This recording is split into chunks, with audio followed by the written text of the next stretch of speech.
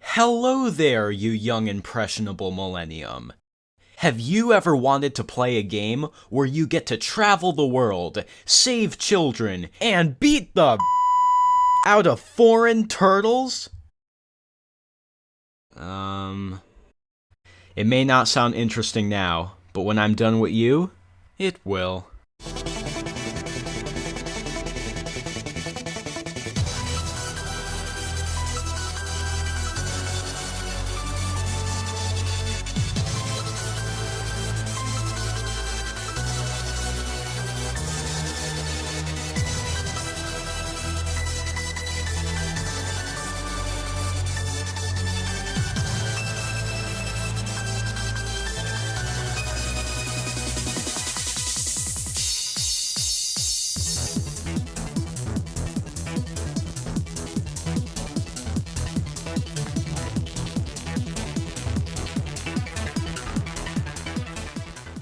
Salutations, YouTube. I am your pioneer host, Klay-Kremling.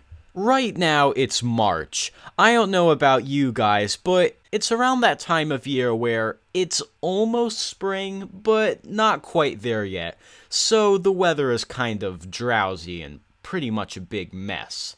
This is what I'd like to call video game weather.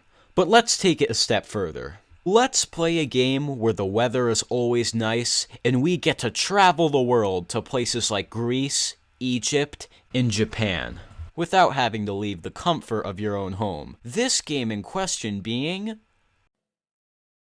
Turtix. Made by All War Games, sorry if I said that wrong, and hosted by the company that raised me more than my parents ever did, Turtix was a platforming collecting game.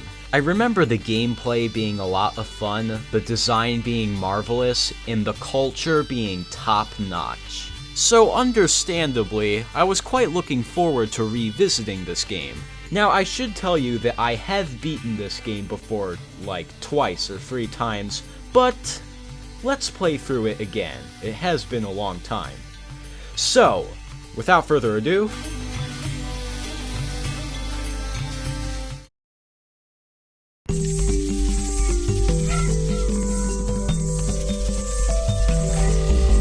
alright, I did play this game quite a while back, but I crapped out at the second world, so let's just make a new account. Okay, Klay-Kremling. Oh, it's one of these kinds of games, huh? Oh, so I guess I'm screwed, huh? Alright, I can be that way. Ah, there we go, that's much, much better. Now, I'm assuming that unless I play on hard mode, I'm not going to be having any fun at all, because, well, come on, this game can't be that hard. Right? Alright, now let's get into the story. A long time ago in a faraway country, an old shaman and his best pupil, Turtix, ran the School of Magic and protected the Diamond Amulet. The amulet emanated a power that allowed everyone in the land to prosper and be at peace. Until one faithful day, Turtix tries to perform a very difficult spell, but he ends up hitting the magical amulet and shattering it into 5 pieces. Without the magic of the amulet, the land is no longer protected, and thugs from the neighboring islands kidnap the children and bring them back to the thugs' foreign countries. And without thinking twice, Turtix sets off to rescue all of the children and retrieve the amulet pieces. This has to be one of the craziest plots I've ever heard. Could you imagine if you messed up doing a magic spell, and because of that, Japanese and Eskimos and Egyptians and Greeks came to your village and kidnapped all the children? This game's fucking sick. The first land is Asian land. No, not Chinese land, not Japanese land, just plain, vague Asian land. And if you get intimidated at these weird comic book style loading screens, don't worry, the shaman, or whatever the hell he's called, is here to give you advice. Wait, you can play this game with a joystick? I wonder what that's like. Well, if you don't have a joystick, you might as well just play with the keyboard. As for the controls, they're tight and simple as could be, though, well, for me anyway, it takes a little while to get used to pressing up on the keyboard to jump. As for what the game has to offer, it's heavily based on collecting, and you collect gems. And the best part is, you don't have to collect all of them. These are just optional, but what you do need to collect are the locked up turtle students. Aw, you're welcome.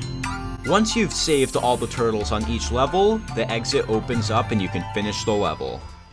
Now, saving young turtles is fun and all, but I don't know what it is about the gems. There's something addicting about collecting them. Almost as if they were some sort of drug. After all, the shaman does say collect as many as possible.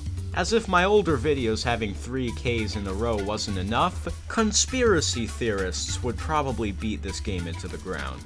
As for the young turtles, if you think you can save them without a fight, you are mistaken.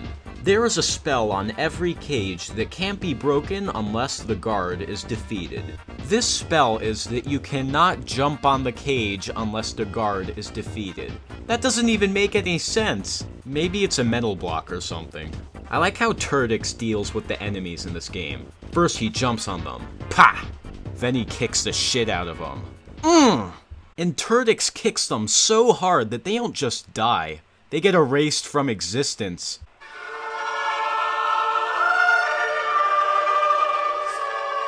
Now, as well as everything is executed in this game, collecting gems and saving turtles kind of conflict with each other. Let me explain myself. Your prime objective is to save the turtles, but you get so trailed off collecting the gems that you sometimes get to the end of a really big maze-like level and you realize that you completely forgot to save the turtles just because you were so invested in collecting the gems instead. And this means you're gonna have to do a lot of backtracing. And pretty much every level in this game is a big maze. And yes, there is this thing that shows you where the next turtle is, but I mean, come on, half the time you're not even looking at this. Now, there's a good chance this isn't a mistake. It was maybe something to add some challenge to the game. And if that's the case, well, then good job, Alwar Games. Tip of the cap. But I swear to God, nothing pissed me off more than collecting everything in a huge-ass maze, then getting a game over and having to get all the crap again. And this game is very stingy with lives. Well, if you play on hard mode anyway. It took me forever to get all of them, just don't... What the fuck even killed me? What the hell? Should I touch it? Okay. Wait, that ends the level? But there are diamonds down there. Oh, come on. Ugh, the game's freaking decaying before my eyes. Well, you know what they say. It's better to have a game decay before your eyes than to have a game decay after your eyes. Ugh. As much as it pisses you off in the moment, it's actually pretty good that there's some challenge to the game. Otherwise, it'd be pretty boring. Well, now let's talk about the bosses. The bosses in this game make Crash Bandicoot 1's bosses look like Shadow of the Colossus. Sure, the bosses didn't try to be anything special, but they at least could have tried to make them a bit challenging. Let's go through them one by one. The first boss is a samurai. So I guess Asian land is Japanese land because samurais are Japanese. Look at me acting like I know about stuff. I just looked it up on Google. And the samurai's undisputed method of winning is by walking back and forth until he occasionally gets tired and puts his sword down. And for some reason, even though the amulet is supposed to be shattered into 5 pieces, each individual piece is just a miniature version of the actual thing. Oh, one quick thing, if you're wondering why some of the menus are off-centered or just not placed properly, that's because I had a little mishap with my computer and it kinda screwed the game up a little. Not the gameplay itself or anything, except for the cropping, but the menus and shit. I just don't want you to think that the game is actually fashioned this poorly. No, they did a good job, it's just my computer, so please just try to ignore it. This should be here, this should be here, and this should be here. Okay, let's move on. The second boss is a witch doctor, and you have to tap him on the head when his magical shield thing goes away. Oh, don't give me that shit. His shield was down. The game just cheated. Did you see that? Why am I here? I got refurbished before I went on for today's episode. Here, feel my chest. You see how different it looks? It was kind of a smudgy mess before. I'm gonna go now. No, wait, just feel it. Touch it. Smell it. You son of a bitch! The next boss is a ghost of an ancient Egyptian pharaoh or something. I don't really know what rank you are when you have this hat on. He's pretty much like the Tiki guy, except he's in the air, and then when his thing is down, you have to shoot him with fireballs. Oh yeah, there are fireballs in this game, I forgot to mention. And now for my childhood favorite, the pet Yeti. Sure, he's pretty much just as easy as the other guys, but look at him! He's a Yeti being led by a candy cane, and look at that huge grin. I understandably entertained the idea of having a pet Yeti as a kid, so let's make my dream come true now. And there we are. Let's catch a Yeti. Oh, here he comes.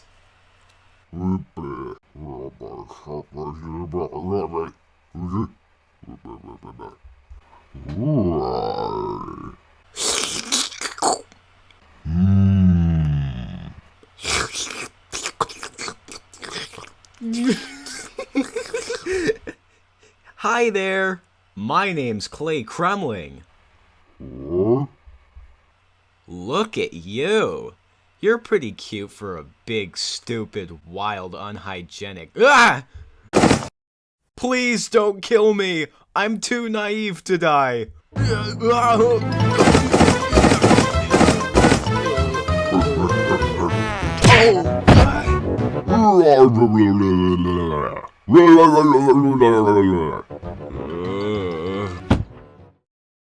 I forgot my keys. What happened to you? Huh. I've conquered the last level. Let's celebrate.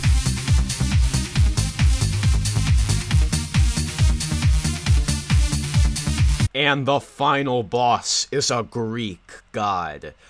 But the battle itself is...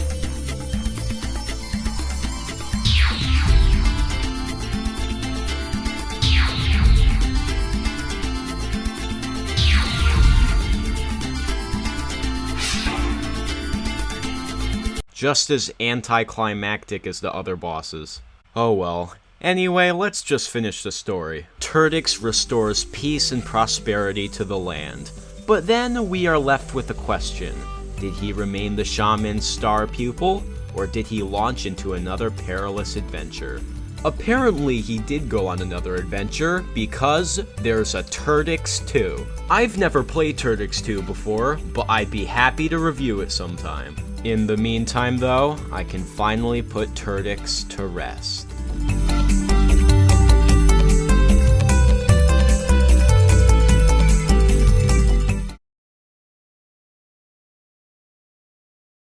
Hey, Yeti.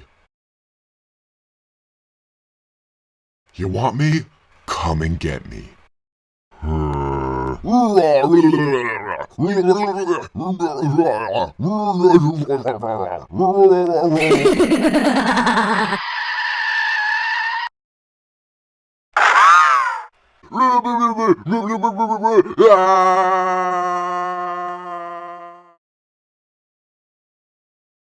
Thank you. You're welcome. Good luck with your show. Thanks, but I don't need it. And so, now that I have my horde back, time for the scripted question. Does Turtix hold up today, or shall it be left in the past? Well, the presentation is really great, the culture is very rich. Although not being very fast-paced, it is addicting. And even though there aren't many songs, the OST is good. Other than the underwhelming boss battles, I really can't find many problems with this game. Overall, the game is good, and I'm looking forward to playing the second one with great anticipation. If you want to try Turtix out for yourself, go to the link in the description and play a free trial or buy the full game. This is not a sponsored video, and this game will always have a place in the Klay-Kremling horde.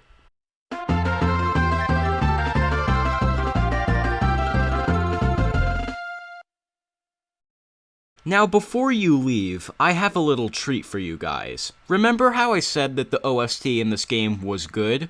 Well, guess what? I put it on YouTube. From now on, whenever I review a game and I think that the soundtrack is good, and the soundtrack isn't on YouTube, then I will record it and upload it myself. Now, just so I won't spam your subscription boxes with OSTs, I made the songs unlisted, but the playlist public. If you want to check the playlist out right now, though, just visit the link in the description. In the meantime, thank you very much for watching. Here's a teaser for the next game I'll be reviewing. This is Klay-Kremling, signing off.